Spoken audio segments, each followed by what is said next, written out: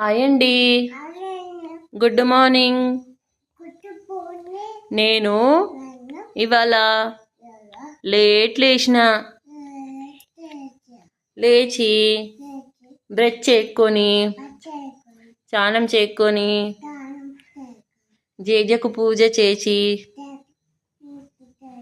బొట్టు పెట్టుకొని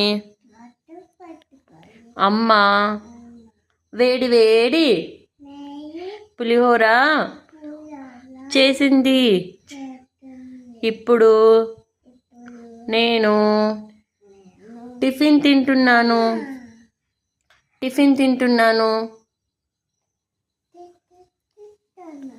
మరి మీరేం తిన్నారు? కామెంట్ చేసేయండి. ఓకే అండి, బాయ్ మరి.